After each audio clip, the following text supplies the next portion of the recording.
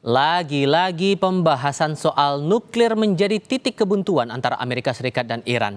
Iran bahkan mengancam siap melanjutkan perang jika blokade di Selat Hormuz tidak juga dibuka Amerika.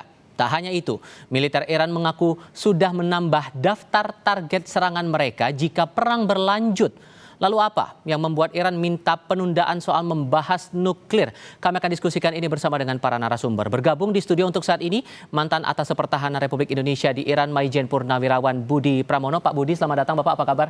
Baik Mas, apa kabar? Kabar baik, terima kasih semua sudah bergabung. Dan di sambungan dalam jaringan, bergabung juga bersama kami praktisi sekaligus pengajar hubungan internasional dari Synergy Policies, Dina Prapto Raharja. Mbak Dina, apa kabar Mbak? Kabar baik, selamat sore Mas Tifal, Pak Budi. Terima kasih juga sudah bergabung bersama kami kali ini. Mbak Dina, selama kita menyimak perang ini, Iran mengaku tidak ada ngutik-ngutik soal nuklir. Tapi giliran untuk pembahasan soal nuklir dalam perundingan berikutnya, Iran ogah-ogahan. Ini menghindar demi apa sebetulnya Mbak Dina? Nuklir itu satu hal yang Iran yakin betul merupakan satu informasi framing yang selama ini selalu menyudutkan Iran. Kita sebenarnya ingat ya, satu orang di Amerika Serikat, pejabat tinggi Amerika Serikat, Tulsi Gabbard, pernah bilang bahwa Iran sebenarnya masih jauh itu dari punya senjata nuklir. Dan dari pihak Iran sendiri selama perang ini mengatakan, kalaupun kami punya kemampuan membuat senjata nuklir, harusnya dari kemarin udah kami pakai gitu loh. Kenapa nggak kita pakai atau paling nggak ketemu lah ditemukan oleh Amerika Serikat. Jadi satu yang mereka ingin pertahankan adalah kedaulatan negara mereka untuk menggunakan nuklir maupun uranium yang diperkaya untuk urusan damai itu boleh dinegosiasikan. Dan satu hal yang saya kira menjadi poin keberatan dari Iran adalah kalau program nuklir ini, terutama uranium yang diperkaya ini, harus diambil oleh Amerika Serikat. Jadi keluarnya Amerika Serikat dari JCPOA itulah yang menjadi satu hal yang memberatkan untuk Iran setuju bicara hanya berdua dengan Amerika Serikat. Karena tentu saja untuk satu hal yang sangat strategik ya di tingkat global, sebenarnya memang sebagai orang independen juga saya melihatnya gak mungkin juga lah diserahkan hanya pada Amerika Serikat. Karena itu satu hal yang sangat berbahaya tentunya jika satu negara keluar dari perjanjian multilateral kemudian mau mengambil alih senjata nuklir atau potensi membangun senjata nuklir dari negara lain dengan alasan itu mengambil uranium dari Iran. Gitu. Jadi memang itu satu hal yang nggak bisa dibilateralkan gitu antara Amerika Serikat dengan Iran. Makanya kemudian Iran beralih ke isu Hormuz dulu karena Hormuz itulah yang selama ini berhasil membuat Amerika Serikat belum masuk atau gagal untuk mempenetrasi Iran sampai ke dalam. Oke, karena pengalaman Anda Pak Budi pernah bertugas di Iran, tak membaca Iran konteksnya tidak mau membahas soal nuklir itu sebetulnya apa Pak? Apa yang coba sebetulnya dihindari dari Iran kalau membahas soal nuklir? Ya, kembali ke trisulanya Iran Mas. Trisulanya Iran itu nuklir, the power projection of Shia, sama energy security, minyak dalam hal ini. Jadi kalau menurut saya nuklir ini adalah salah satu dari core of the core dari apa yang namanya the best leverage dari Iran. Iran tidak akan duduk di atas meja kemudian dia tahu benar bahwa apabila dia membahas nuklir ini adalah titik kematian dia. Nah, ini orang sunsu banget. Jadi jangan sampai kita melepaskan keunggulan kita sebelum kita seyakin-yakinnya bahwa menang. Nah, itu sunsu banget.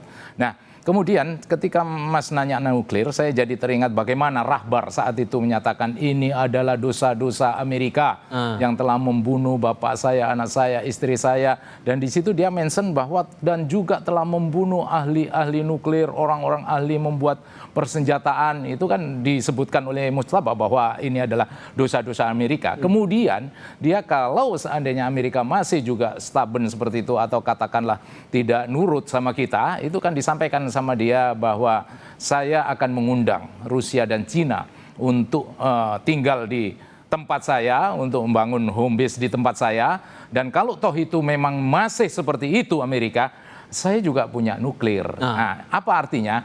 kembali lagi ini adalah core of the core. Nah, kalau misalnya Mas menanyakan kenapa sih kok sepertinya nuklir, ini kan hanya urutan dari konsesi aja Mas. Ya. Sebetulnya berbanding terbalik dan semuanya punya nilai strategis. Kalau Amerika ingin paket besar, ya kan, ini paket besar ini maunya Iran, ya kita selesaikan satu persatu lah. Ibaratnya dipretelin satu persatu, diselesaikan dulu blokadenya, diselesaikan Hormuznya, baru talk about nuklir.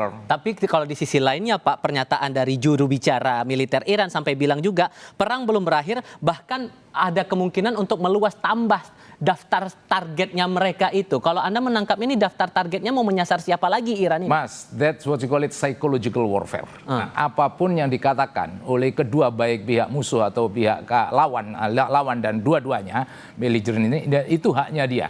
Nah, inilah psychological warfare dalam artian apabila ini memang berlanjut, ya dia maunya mau tidak mau akan menyasar di mana letaknya home base-nya Amerika yang ada di negara Teluk. Nah, ini kan sudah done kan, already done sama Iran kan, udah dilakukan. Dan ini kalau misalnya Mas tanyakan mana yang akan diserang dan memang ini targetnya Iran, dan Iran pun siap dengan multi front dan proksinya dia, baik Hizbullah yang diletakkan di Lebanon maupun ini Houthi yang ada di Yaman dan milisi Irak yang ada di Irak dalam hal ini. Nah, satu hal lagi Mbak, saat nuklir juga coba untuk jangan diungkit-ungkit dalam perundingan berikutnya. Soal Selat Hormuz ini juga menarik untuk dicermati karena dari Menlu AS sempat bilang juga bahwa Hormuz itu diibaratkan sebagai senjata nuklir ekonomi buat Iran. Nah, selama momen saling blokade menutup akses ini, efek ekonomi apa yang terasa buat Iran sampai akhirnya mereka tetap melancarkan hal semacam itu? Tapi jawabnya nanti, kita jeda dulu ya. Tetap di Kompas TV. Mbak Dina melanjutkan pertanyaan saya sebelumnya. Menlu AS sampai bilang Selat Hormuz yang lagi dimainin dalam tanda kutip sama Iran ini seperti senjata nuklir ekonominya buat Iran. Emang selama masa blokade saling tutup menutup jalur Hormuz ini efek ekonominya sedalam apa buat Iran, Mbak? Sebenarnya gini, istilah bom lah ya, yang di Selat Hormuz ini kan menarik ya. Ini satu frame yang terus dipakai dan karena memang laku gitu ya, sangat sticky gitu, sangat lengket pada Iran.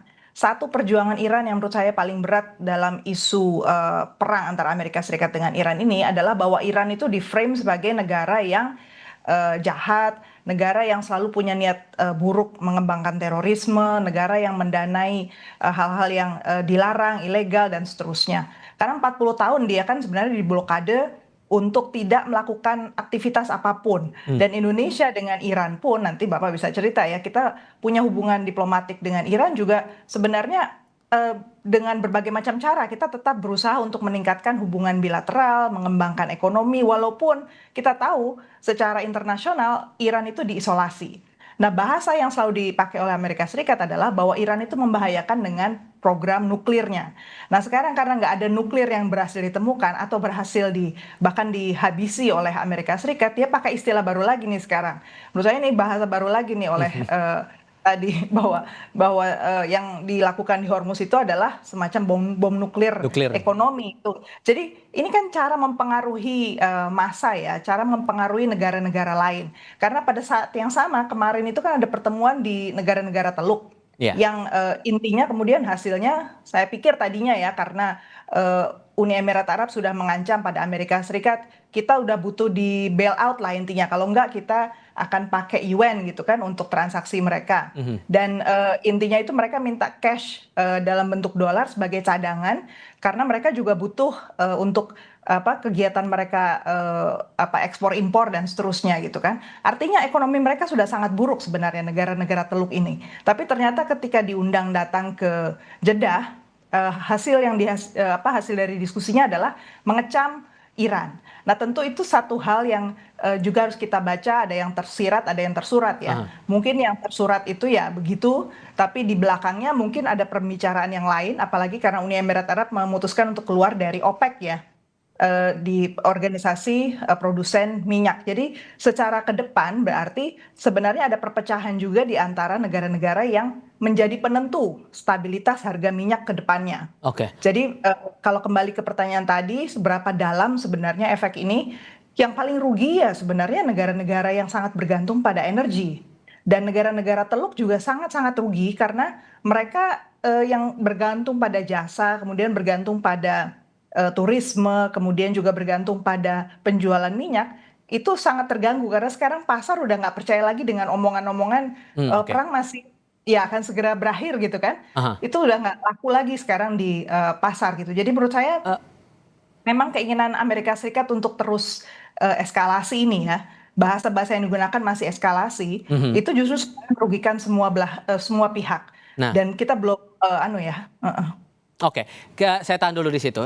Karena kalau menerjemahkan pernyataan dari Menlu AS itu, Pak, seberapa dalam Anda memaknai bahwa disebut sebagai Hormuz ini senjata nuklir ekonomi yang dipakai sama Iran? Iya Mas, kita pertama kan sadar bahwa awalnya Epic Fury, Presiden Epic Fury, dan seiring dengan berjalannya waktu bergerak ke Economic Fury. Nah ini menunjukkan bahwa memang eskalasi ini memang semakin terukur ke depan. Jadi menurut saya kalau misalnya ini terus-terusan seperti ini, mau tidak mau ya Rusia sama Cina harus involve. Mau tidak mau kita harus lesson learn dari JCPOA yang tadinya juga kan Iran good boy untuk menyerahkan nuklirnya ke Rusia dalam hal ini. Nah ini apakah bisa diulangi lagi agar terjadi sukses dan tidak mencapai deadlock terus-terusan. Nah kalau tadi Mas menanyakan bahwa apa materi Mas? Pertanyaan Mas tentang ekonomi ya menuju ke arah ya jelas lah Mas ini menuju ke arah ekonomi. Karena apa? Karena yang saya sampaikan inilah core of the core dari leverage-nya national interest-nya Iran, dignity-nya Iran yang mau tidak mau dignity-nya dia militarily, economically itu selalu dia uphold, dia selalu angkat tinggi-tinggi. Oke. Dan ini ya directly or indirectly ini akan berdampak ke ekonomi. Oke, kalau melihat pertemuan terbarunya Iran, Menlu Arakci ini sudah bertemu dengan Rusia, bertemu dengan Presiden Vladimir Putin. Apakah ini kode-kode bahwa jangan-jangan nih Rusia nanti akan berperan di depan panggung dengan efek perang yang sudah sedemikian masif ya Pak? Ya. Ada kemungkinan ke arah situ nggak? Saya pikir apapun possible ya Mas, everything just possible. Coba ini ada sesuatu yang menurut saya I've been in Iran, Iraq, Azerbaijan, and Turkmenistan. Nah Iran ya negara-negara observasi dan akreditasi saya, ini Iran kemudian Azerbaijan, Turkmenistan, di atasnya itu ada Cina, sebetulnya kan ada namanya danau terbesar sedunia.